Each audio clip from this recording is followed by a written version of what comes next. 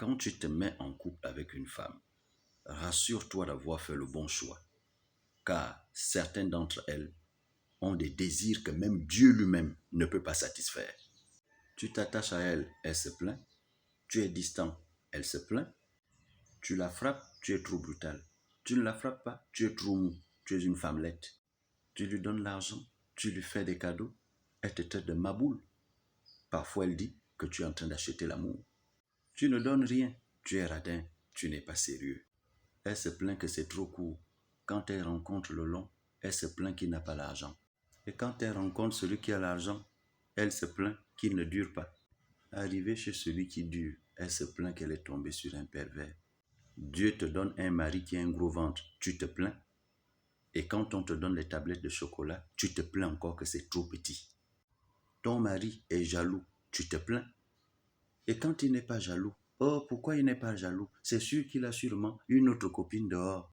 Quand il est fidèle à toi, tu te plains encore. Que mais ça c'est quel mari qui n'a pas de copine dehors? C'est pas normal. Et quand il ira chercher une copine dehors, tu seras la première à te plaindre qu'il ne te considère pas et qu'il ne te respecte pas.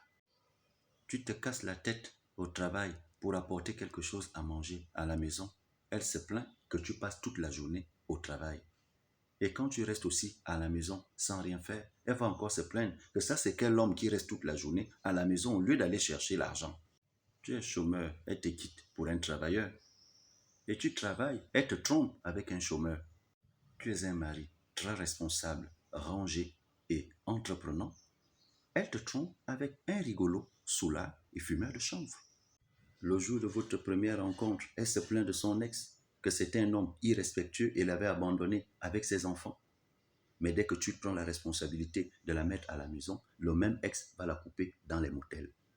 Tu paies la maison, tu paies les charges, tu payes tout. Tu gardes même les enfants qu'elle a amenés. Mais elle va te tromper avec un homme qui lui a proposé 10 000 dehors ou qui lui a offert un jus dans un bar, un jus de 500. Avec ce jus de 500, elle est capable de prendre son numéro de téléphone privé et donner ça à cet homme. Et cette histoire finira dans un motel. Tu paies le Wi-Fi pour qu'elle ne manque de rien.